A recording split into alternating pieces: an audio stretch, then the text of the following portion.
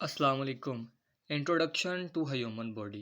जब भी हमने ह्यूमन बॉडी को स्टडी करना है तो इसमें दो मेन प्रिंसिपल्स होते हैं, एक एनाटमी और दूसरा फिजियोलॉजी।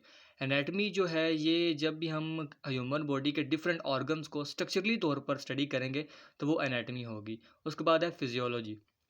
फिजियोलॉजी होती है जब भी हम ह्यूमन बॉडी के डिफरेंट ऑर्गन्स को फंक्शनली तौर पर स्टडी करेंगे तो वो फिजियोलॉजी होगी। जैसे एग्जांपल लेते हैं हम एनाटमी में, एनाटमी के हम हार्ट की एग्जांपल ले लेते हैं। तो जैसे हम हार्ट को स्ट्रक्चरली तौर पर स्टडी करेंगे, एवी नोड, एसए नोड और उसके बाद एओर्टा वगैरह है, तो वो एनाटमी हम heart of anatomy of heart पढ़ेंगे।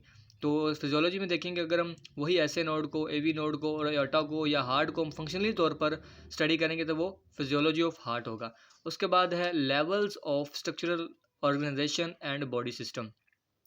तो जो भी ह्यूमन बॉडी जो है वो सबसे पहले केमिकल लेवल होता है, यानी कि दो केमिकल्स वगैरह से मिलकर आगे सेलुलर लेवल बनता है। जैसे देख एटम्स हैं, आयंस और मॉलिक्यूल्स वगैरह हैं, तो जब ये मिलेंगे तो सेलुलर लेवल बनेगा, यानी कि केमिकल से फिर आगे सेलुलर लेवल कन्वर्ट होगा। तो सेलुलर लेवल जो होता है, जब हमें पता है कि सेल्स जो है ना बेसिक प्रिंसिपल्स हैं ह्यूमन लाइफ के, और सेल जो है ये स्ट्रक्चरल और फंक्शनल यूनिट होता है ह्यूमन बॉडी का। जो सेलुलर लेवल है ना यही हमें बताता है कि ये ह्यूमन का सेल है या प्लांट सेल है। उसके बाद है जब डिफरेंट सेल्स वगैरह है वो मिलेंगे तो हमारा टिश्यू लेवल बन जाएगा। तो टिश्यू लेवल जो है ये इसमें कनेक्टिव टिश्यू होते हैं और एपिथेलियल वगैरह टिश्यू होते हैं। जैसे कनेक्टिव टिश्यू होता है वो हमारे मुख्तलिफ ऑर्गन्स और ह्यूमन बॉडी के जो है उनको कनेक्ट करके रखता है, और एपिथेलियल जो होता है वो एक्सटर्नल और इंटरनल लेयर्स वगैरह होती हैं उनको रखता है। उसके बाद टिश्यू लेवल जो है, इसके बाद ऑर्गन लेवल आ जाता है। और टिश्यू लेवल जो है ना मुख्तलिफ जब टिश्यूज़ मिलते हैं और एक स्पेसिफिक फंक्शन परफॉर्म करते हैं तो ऑर्गन लेवल बन जाता है।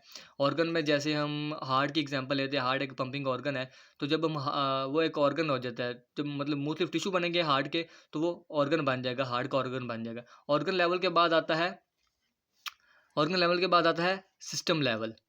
जब डिफरेंट ऑर्गन्स बनेंगे, जैसे अब ऑर्गन्स हार्ट ऑर्गन हो गया, हार्ट का ऑर्गन हो गया, और उसके बाद डाइजेस्टिव सिस्टम हो गया, सॉरी हार्ट का ऑर्गन हो गया, और उसके बाद ये वाला।